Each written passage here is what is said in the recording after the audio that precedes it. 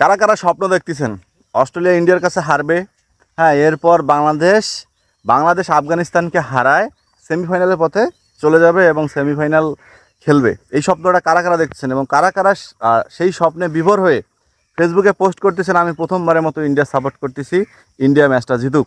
দ্বিতীয়ত পোস্ট করতেছেন হ্যাঁ, বাংলাদেশ যেন অবশ্যই আফগানিস্তানের সাথে বেশি রানে যেতে। আবার কেউ কেউ সমীকরণ বানাইতেছেন যে ভাইয়া যদি বাংলাদেশ মানে অস্ট্রেলিয়া দল সাপোজ ইন্ডিয়ার সাথে 40 রানে হারে, বাংলাদেশকে 41 রানে জিততে হবে।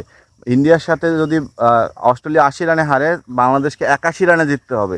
ইন্ডিয়ার সাথে যদি বাংলাদেশ অস্ট্রেলিয়া 10 রানে হারে, বাংলাদেশকে আফগানিস্তানের সাথে 11 রানে জিততে হবে।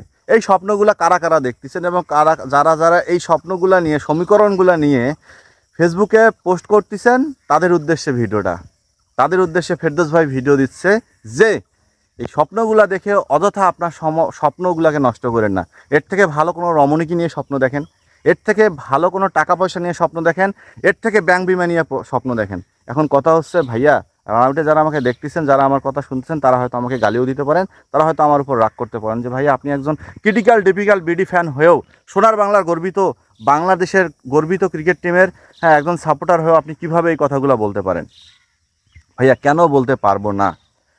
আফগানিস্তান টিমটার দিকে যদি আপনারা তাকান, ব্যাটিং বোলিং ফিল্ডিং সব দিক থেকে একটা জোশ আছে তাদের পাওয়ার প্লে তো উইকেটে যায় না রে ভাই। অস্ট্রেলিয়ার মতো বোলাররা তাদের উইকেট নেয় গিয়ে 16 ওভারে, আর আমাদের মতো দেশের সাথে অস্ট্রেলিয়া করে হ্যাটট্রিক করে।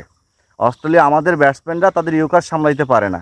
আচ্ছা ভাই, আপনাদের কি কোনো ক্রমে মনে হয় না যে এই বাংলাদেশ দলের কিছু প্লেয়ার, সৌম্য, শান্ত, লিটন, এদেরকে পাছায় লাথি মারে দিয়ে বের করে দেওয়া দরকার?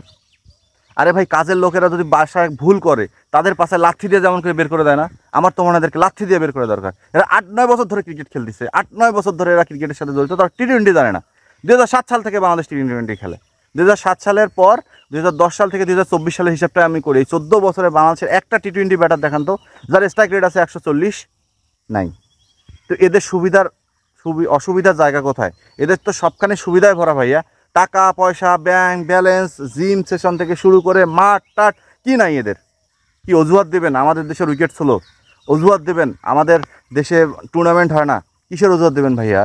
হ্যাঁ, টি-20 যখন ব্যর্থ হন তখন আপনি সংবাদ সম্মেলনে এসে বলবেন আমাদের প্রস্তুতির বেশি সময় ছিল না। আপনি যখন ব্যর্থ হবেন তখন এসে বলবেন বাংলাদেশের উইকেট খারাপ।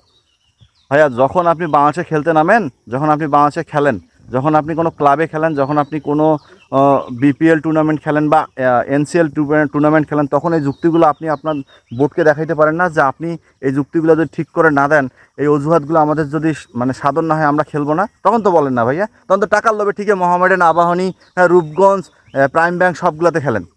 এখন যখন ওয়ার্ল্ড কাপে যান তখন আপনাদের অজুহাত বের হয় যে বাংলাদেশের এটা খারাপ, ওটা খারাপ, সে খারাপ, হ্যান খারাপ, ত্যান খারাপ, খারাপে খারাপ, তাই নাকি ব্যাপারটা?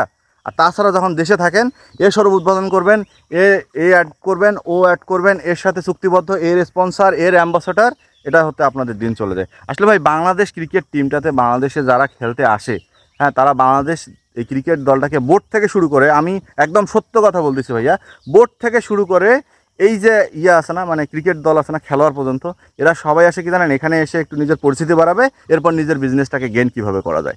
এছাড়া ভাইয়া বাংলাদেশের ক্রিকেটকে আগায় নিয়ে যাওয়ার মতো মন মানসিকতা খেলোয়াড়দের তো নাই ভাইয়া। বোর্ড সভাপতি থেকে শুরু করে বোর্ডের যারা পরিচালক আছে তাদেরও নাই। যদি থাকতো তাহলে এত বছরে বাংলাদেশ ক্রিকেট অবহেলিত হইতো না, এত বছরে এসে বাংলাদেশ ক্রিকেট দলকে নিয়ে ভয় থাকতে হইতো না। আফগানিস্তানের সাথে জিতবে, ইউএসের সাথে হারবে, নেদারল্যান্ডের সাথে কীভাবে জিতবে, এখনও অস্ট্রেলিয়ার সাথে দাঁড়াইতে ভয় পায় আমাদের ব্যাটসম্যানরা।